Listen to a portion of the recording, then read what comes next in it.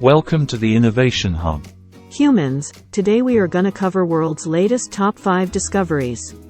First on the docket, an absolute game changer in the world of medicine and 3D printing. Scientists have cooked up something called bioink that not only sounds cool but also promotes the growth and regeneration of 3D printed muscle tissue. Think of it like a recipe for building better body parts. We'll dive into how this discovery is revolutionizing medicine. Next up, we're delving deep into the brain. Scientists are doing some mind-boggling stuff.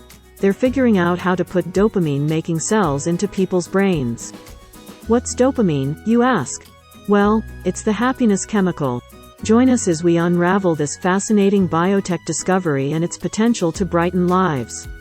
Scientists have achieved the unimaginable, growing a complete human embryo model without the need for sperm or eggs. This remarkable breakthrough involved reprogramming adult skin cells into a state resembling the earliest stages of human development. No conventional reproductive components were required, as these cells transformed into a structure akin to a human embryo known as a blastocyst. Now, let's talk about your nose. Well, not exactly yours, but an electronic one. This electronic nose is sniffing out wildfires way before you can see them. It's like having a superhero nose for detecting danger. We'll explore how this tech is giving us a head start on battling wildfires. Last but not least, hold onto your coffee cups, because scientists are brewing up something incredible with coffee grounds.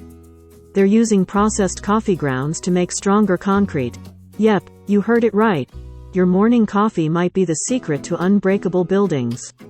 Stick around as we uncover the magic behind this grounds-breaking discovery. And that's it for today's latest rapid-fire top 5 discovery news. Don't forget to like, subscribe and share if you like our content. Please comment down our mistakes or suggest some improvisation. We will read all your comments. Thanks for watching.